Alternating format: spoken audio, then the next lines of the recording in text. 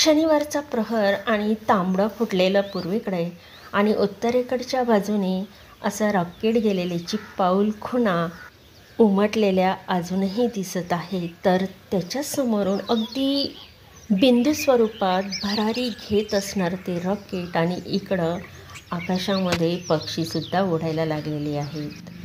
इकडं तुम्ही पाहिलं सोबत नसलेला एकटाच कावळा उडत होता, तर ह्या साईडला अगदी बगळ्यांचा थवाच्या थवा उडत आहे. तुम्हाला दाखवलं नाही का उत्तरेकडे जे रॉकेटच्या पाऊलखुणा?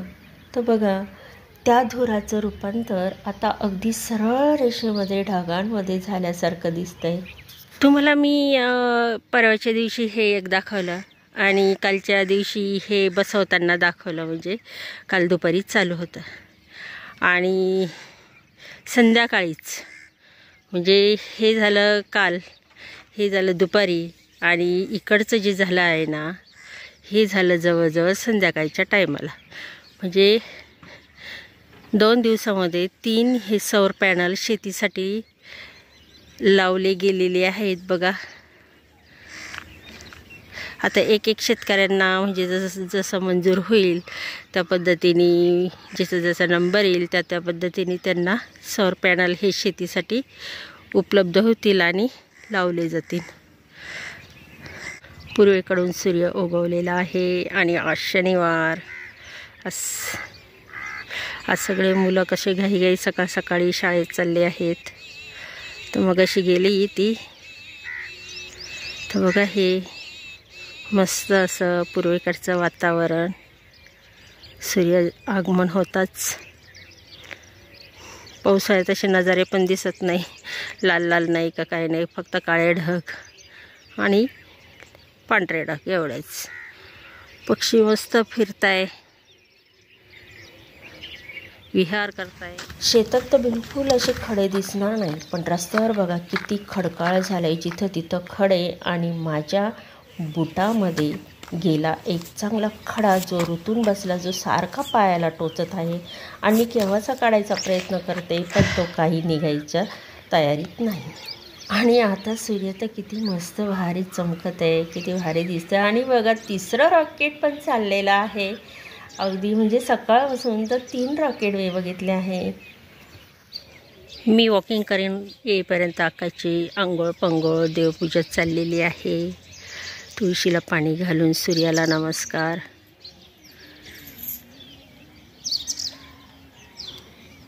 आणि नेहमीप्रमाणे ते कुत्रं रात्री तिकडं असतं त्याच्या घरमालकाकडं, ज्याने पाळलं आहे ते, आणि सकाळी इथं दिवसभर इथं त्याची ड्युटी.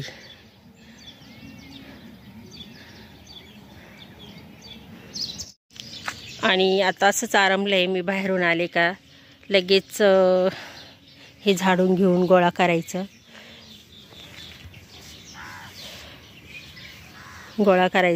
सगळं झाडायचं, गोळा करायचं आणि नंतर नेऊन टाकायचं. पण आज संध्याकाळी मी तिथं असे जे आहेत ना ते सर्व टाकणार आहे हे नेऊन, कारण ते खूप दुपारचं खूप वारं सुटलं जातं आणि ते सगळे पुन्हा पानं इकडे येतात, असं होतं.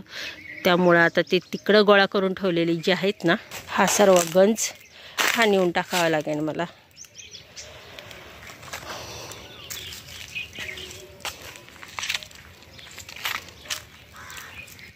मी वॉकिंग करून आले आणि घरातच गेली नाही, तसाच खराटा घेतला आणि खरखर सगळीकडं झाडून घेतलं, गोळा करून ठेवलं. आणि बघा, हे सर्व मी स्वच्छ केलेलं. पण झाडत असताना तिकडून मस्त मंदिरातून आवाज येत होता. आमच्या इकडं साईबाबाचं म्हणजे प्रति साईबाबा शिर्डीचं मंदिर आहे ना, तिथं मोठा कार्यक्रम चालू आहे.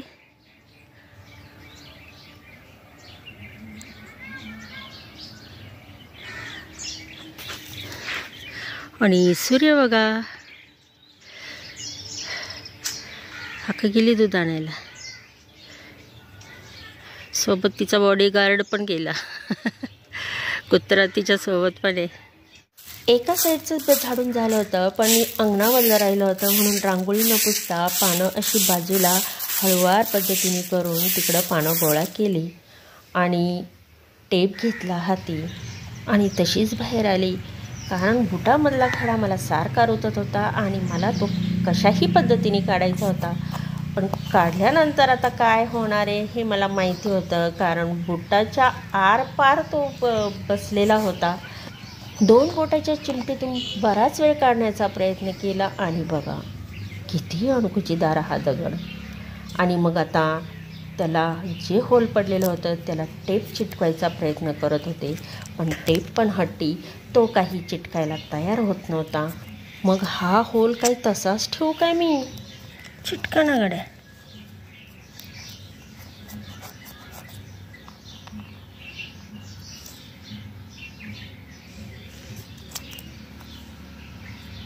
ह्या खड्याने घात केला. इथं मातीच आहे. काही वेळी रस्त्यावर खडे राहतात.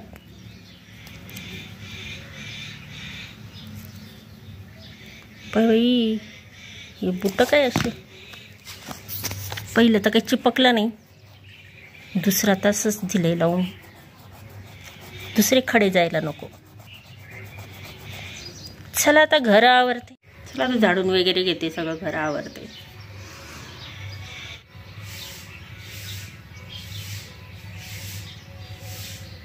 आणि हे माझ्या अगदी दारासमोर बसल्यानंतर दिसणारा हा नजारा किती भारी मस्तपैकी वाटतं ना. बस सकाळचं आणखीन ते पिवळं पिवळं जर ऊन असतं ना तर लय भारी दिसलं असतं. भारी दिसतं असं बघताना. हाय हॅलो नमस्कार, मी मनीषा तुम्हा सर्वांचं स्वागत करते आपल्या लाडक्या चॅनलमध्ये, ज्याचं नाव आहे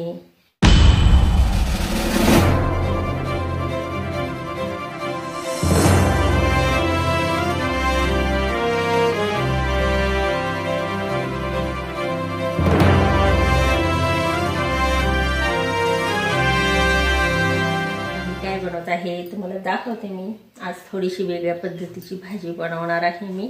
म्हटलं वाटाण्याचा मोसम आहे तर आता वाटाणे घालून आपण काय बनवणार आहे, बटाटे आणि वांग्याची भाजी बनवणार आहे. अगदी छान. याच्यावर मध्ये टोमॅटो आणि यामध्ये मी घेतलेला आहे, चला मी करता करता सांगते. तेल घेतलेलं आहे, यामध्ये मोहरी टाकलेली आहे. मोहरी तडतडली. आता कढीपत्ता, त्याचबरोबर कोथिंबीर आणि यामध्ये मी काय घेतलं, आलं, शेंगदाणे, खोबरं आणि जिरे याचं वाटण केलेलं आहे.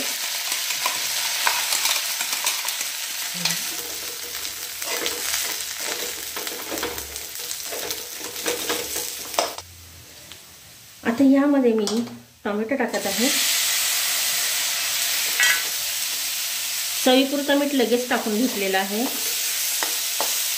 आणि आता मी काही त्याला खूप परतणार नाही टोमॅटोला, तर लगेच वांगे आणि हे जे मी पाण्यात भिजून घेऊन घेतलेले आहे वांगे बटाटे ते यामध्ये टाकत आहे.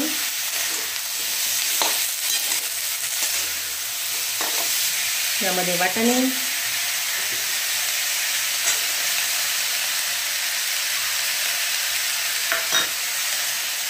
आणि यामध्ये मसाले कोणकोणते घेतलेले आहे, धना पावडर, हळद, लाल मिरची आणि काळा मसाला.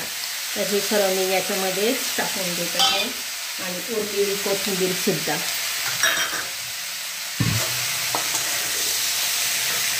आता यांना खूप मिक्स करून घ्यायचं आहे. त्याच्यावर झाकण ठेवते मी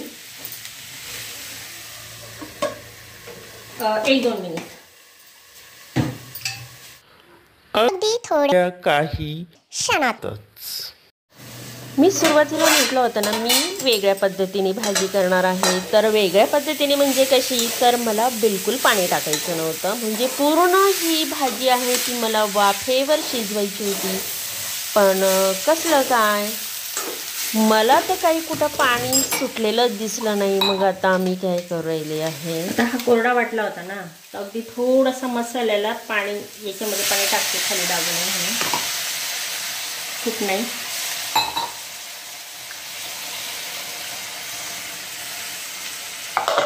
आता आपल्याला एवढ्या ह्याच्या पाण्यामध्ये पहिल्यांदा थोडं शिजून घ्यायचं आहे. बघू आता पाणी कितीपर्यंत.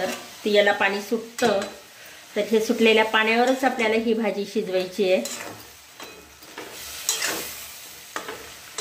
खूप सुटन, पाणी टाकून खराब नाही, म्हणजे असं भाजीची चव जाते खूप पाणी टाकल्याने.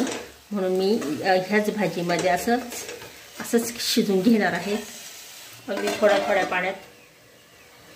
सुरुवातीला इतका दांडगा विचार केला होता की आता आपण बिलकुल पाणी न टाकता शिजवणार आहे, अगदी वाफेवर. पण कसलं काय, थोडंफार तर टाकलंच ना मी. सुटलं पाणी याला. तर गॅसपासून काय हलत नाही मी, त्याच्यावरच इथंच बसणार आहे. असं याला ना घट्ट झाकण ठेवते मी, म्हणजे ना खूप पाणी सुटेल त्याला. असं ठेवून देते, हवाच जाणार नाही कोणीकडं. पक्क झाकण. पाणी जमा झालं आहे पुन्हा. रेसिपीमध्ये थोडासा प्रयोग मी बदलायचा प्रयत्न केला, पण कसलं काय, पाणी तर जिरतच होतं. पाणी काय सुटायचं नावच घेत नव्हतं. म्हणजे जो मी महान विचार केला होता तो कुठंतरी आता रद्द करायची वेळ येणार होती. आता याच्यात थोडं पाणी टाकते. काय झालं, मला वाफेवर शिजवायची होती, पण आता टाकावंच लागू राहिलंय पाणी. म्हटलं वाफेवर शिजते का पाहू, म्हटलं प्रकार हा. खूप करायचा प्रयत्न केला, कोमट झाले. टाकते थोडंसंच. बघा किती पक्षी जमलेले. काल शेंगा फोडलेल्या आहे ना मी, तिथं काही शेंगदाणे पडलेले आहे आणि मी तिथं सगळं जो भुसा आहे तो तिकडं टाकलेला आहे ना.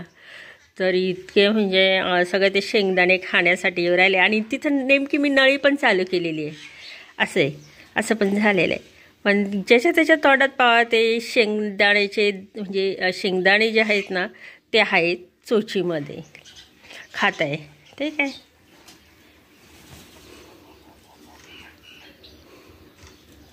हिच्या चोचीत आहे, हे बा हा कावळा आहे.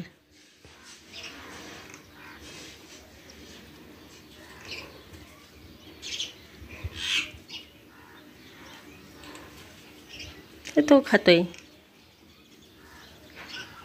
मग अशी मस्त त्याने शेंगाच उचलून नेली. कसं खाल्ला असेल तर फोडून फोडून खाल्ला असेल हे काय तोंडामध्ये. तर खूप काही पडले नव्हते, असेच काही खराब दिले फेकून. आणि असं निवडून असे पडलेले ते. त्यांना बरोबर दिसतं ते तुकडे झालेले किंवा थोडासा भुगा झालेला, तर बरोबर खातात ते.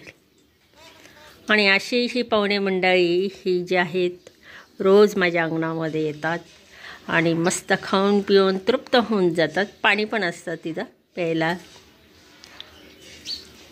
चला, मस्तपैकी झालेली आहे आपली भाजी शिजवून. खूप झालेली आहे माझ्यासाठी, तर आता ही खूप आहे.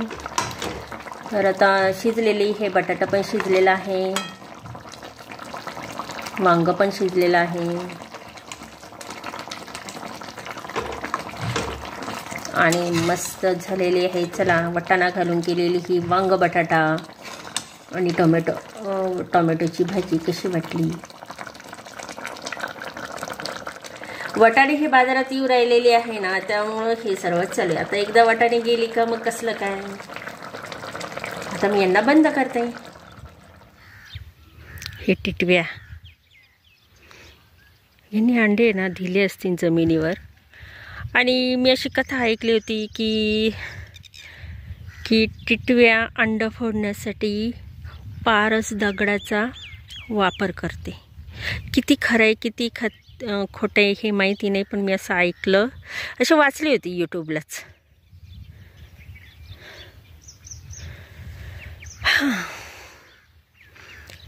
तर आता चला, आता आपण जाऊया वावरामध्ये.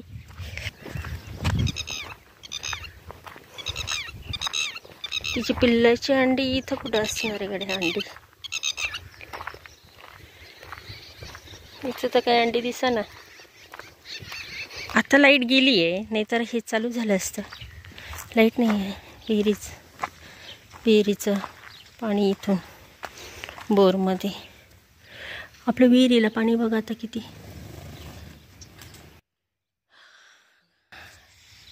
हे जे आहे सुगरणीचे खोप आहेत अजून आहेच आहे.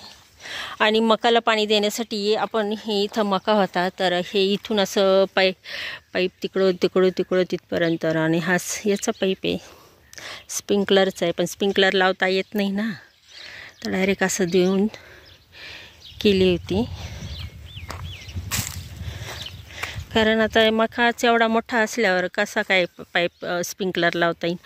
आणि आज मका घेऊन जाऊ राहिले. मला असं वाटलं की चला हे सगळे घेऊन जातील, पण आज नाही घेऊन शक्य नाही, कारण ही गाडीच एवढीशी आणली त्यांनी, म्हणजे अजून 2 दिवस दोनदा त्यांचा फेरफटका होणार आहे असं दिसतंय. मला वाटलं चला आता हे सगळं वावर आहे हे मोकळं होऊन जाईन आणि इथं खतं वगैरे टाकायला तेवढंच. पण खतही काही लगेच नाही टाकता येणार, कारण चांगलं तापून द्यावं लागेल ही जमीन, मग नंतर तिथून पुढं. तर आता मला असं वाटलं ह्या गाडीमध्ये आता सगळे घेऊन जातील, पण एवढं शक्य नाही वाटत ते, कारण छोटी गाडी आणि ह्या भरपूर मका आहे. चला आता जाऊया घरी. लाईट गेली होती, मग मोटर बंद झाली होती, मग आता लाईट आली होती तर पुन्हा म्हटलं चला आता मोटर चालू करून येऊ, पण कसलं काय लगेच लाईट येणे. पण मग म्हटलं चला आता ते मका पण दाखवते, ते मका नेऊ राहिले, तर मग तिथे थोडासा कॅमेरा फिरवला. आणि आपली ही जी डीपी दिसते ना ही सेपरेट आहे बघा, ही एवढी मोठी सेपरेट आहे. त्याच्यामुळं मग आपल्याला सोलर पॅनलची काही गरज नाही आहे, कारण आहे डीपी सेपरेट. तर मला केसांना काय करायचं आहे, रेमेडी बनवायची, म्हणजे केस धुवायच्या वेळेस. तर मी आता ती बनवते आणि हा अर्धाच व्हिडिओ होईल, कारण मी आज नाही वाटणार, जे बनवणार आहे ते उद्या वाटणार आहे सकाळी. तर साहित्य काय आहे हे तुम्हाला दाखवून देते. हे 1 चमचा मी चहा पावडर घेतलेली आहे, 1 2 पुष्कळ होईल 3, आणि मेथी दाणे पण घेणार आहे, हे 2 चमचे. आता हे मिक्स करते मी. आणि हे जे आहे ना हे भिजत घालणार आहे जवळजवळ सकाळपर्यंत.